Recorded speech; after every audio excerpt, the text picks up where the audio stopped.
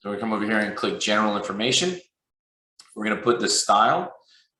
This is kind of a tricky one because you don't always know the style. So you can do a Google search and actually look at different styles to see if it's a certain style. You could always ask your seller or look at the appraisal or whatever. But you're going to see a lot of people putting traditional. They're just going to click traditional. It's really not a bad way to go, but it is nice to have the actual style of the house. If you're at a mid-century modern and you put traditional, it's just going to make it look like you don't really know what you're talking about, and it's going to make other agents who are searching this have to take a double take because they're saying it looks like a mid-mod, but I don't know why they click traditional. And I don't know if this information actually makes it to Zillow or anything, but you just don't want to do it that way, right? So for this, let's just pretend Creole French Colonial. Let's just say it's that, right? Why not? Approximate living square feet. This is your main bread and butter here. This is what a lot of people are going to be searching for is square feet. They're also going to be looking at beds and baths, but square feet's another big one. So let's put 10,000 square feet.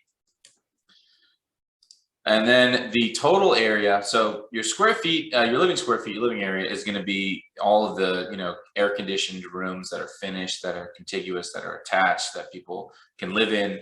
And then your total is going to include your garage, if it's attached, maybe like a sunroom that's not air conditioned, and just any areas that are attached to the house that are not considered living square feet. So here we'll put 15,000. Pretend that there's a, attached 4-car garage or something. Square feet source. If you measured it yourself or you had someone measure it, you can put measured. A lot of times, most people are going to put appraisal. That they're going to actually have an appraiser, go out there and measure it, or they're going to have a previous appraisal. Sometimes you can get architectural plans. Sometimes some people are looking through tax records. But for the sake of this exercise, we're going to say we just measured it. We'll say that it's 6 stories. Why not? Condition, new, excellent, very good. Now there are restrictions and rules placed around each one of these. If you click new, it's got to be new. No one can have lived in it for it to be considered new, but there are some different parameters that they give you. So here under age description, we're going to put new construction, and I'll just explain it here. We have under construction, to be built, or never occupied. If someone has lived there, it is technically not considered new. Some people do still post it new. The builder lived there for 6 months or something, or a year. But technically, new construction means new, means no one ever lived there before. So if it's under construction, that's a different story. And if it's to be built, then that's a different story as well. Here we'll go excellent. Now, it's not going to be new construction. So your options at that point then are resale, fixer-upper, or tear down. And believe it or not, most cases it's going to be a resale. Fixer-upper means it's in pretty bad shape. The condition is very poor. And tear down is something that is kind of on the market for the purpose of being torn down and something rebuilt in its place. People do that if it's a really good lot, good drainage, good elevation, all that, but the house on there is falling apart. A builder or a contractor or something might buy it, knock it down, and then put another house up. So for our purposes, we'll say retail. And here are the age descriptions. So you've got age unknown, you've got all original, meaning that let's say somebody built it a couple of years ago and they haven't changed anything. Historical, we'll say historical for our sake. We can put, sometimes it won't let you put none. I think if it's excellent condition, it won't let you put none. But here you're going to put, hey, if it was renovated or under renovation, we can click one of these. So then here it's going to say year renovated or remodeled or built. So we'll put 1860. I don't remember the actual date. Maybe it's before then, but it was in the 1800s. So approximate age, we're gonna put 100 plus. I don't think I'll let you put plus, but put 150. Why not? This is not as important as you think, but some agents will actually flag your post. So if the house is 50 years old and you put 20 years old, 20 years ago was 2000. So if it was built in the 90s or built in the 80s, it's not 20 years old. Then we'll come down here. And again, what I'm doing is I'm going from yellow brick to yellow brick, and I'm actually just filling out everything. Now, this is not required, but I like to put, especially you'll see this a lot. You'll see 2021. It was remodeled or renovated this year. That's something really good and important to put on there. Then here, bedrooms, we'll put 6 bedrooms. We'll put 5 bathrooms. We'll put 4 half bathrooms. And it's on 0 acres. We'll say the lot size is 180 by 180. Hang on a sec.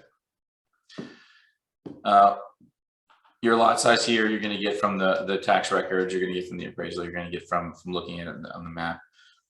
Water normally is going to be public. Now, if it's in, like North Shore, like more rural area, you might see that they have a well, but most of your listings are going to have public water. They're going to have Entergy. Again, you're going to see North Shores might have Coleco. Gas, it's probably going to be natural gas. And these are things that you would need to find out. You're not going to guess on these.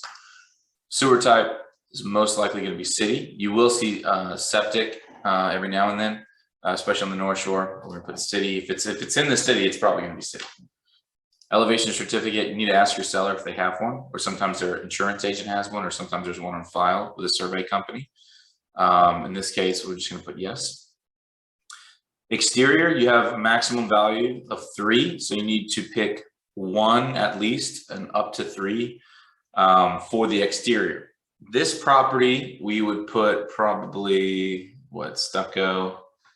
Some of it looks like it might be brick, but we'll put stucco. Now, if you've got a part that's stucco, and then you've got some that's hardy plank, and then you've got some brick, you can select all 3. Most people should have 1. It'd be like an all brick house, or it'd be all siding, or it'd be all hardy plank or whatever. Lot description, you're going to select what describes the lot size. So if it's on a cul-de-sac, you can put a cul-de-sac, and if it's an oversized lot, you can put oversized. You can do a maximum of 2. Here we are on a corner, so you can put a corner lot.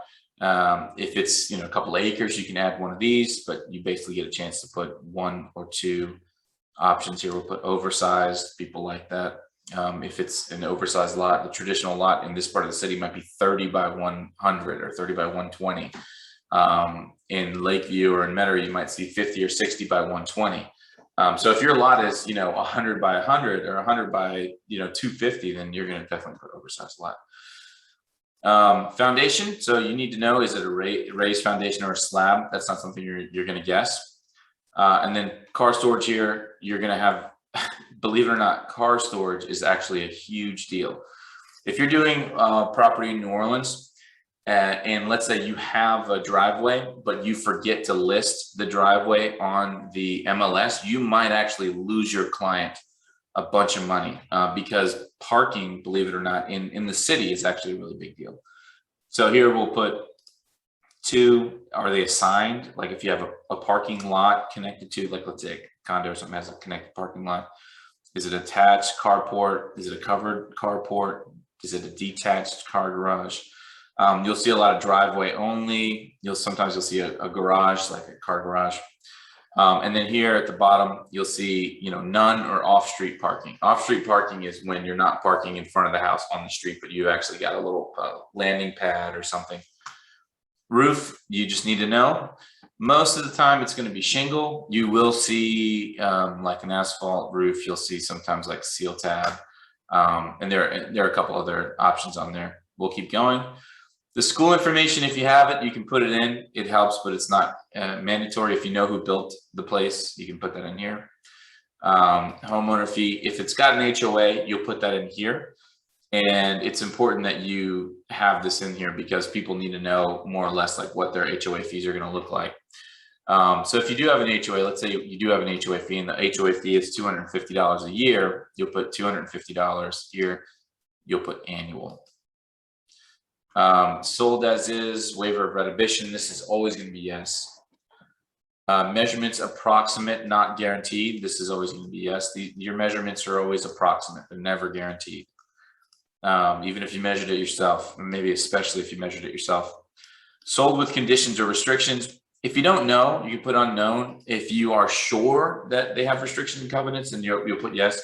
Sometimes if you're in like a gated community or a really restrictive subdivision where they want the houses to look a certain way, you'll see covenants and restrictions. They do that for a number of reasons. One is to keep the property values high, or at least keep them stable. So if you have 150 houses in a subdivision, and they're all really nice brick houses, and then somebody comes in and builds builds a like a modular home, the property value of all of the houses is going to drop a little bit, right? Conversely, if you have houses that are all, really low quality, like they're all vinyl siding, low quality houses, and then you put the restrictions in and covenants, and now anyone else who builds, they start building only really, higher quality products, then the property values will go up. That's the idea, basically.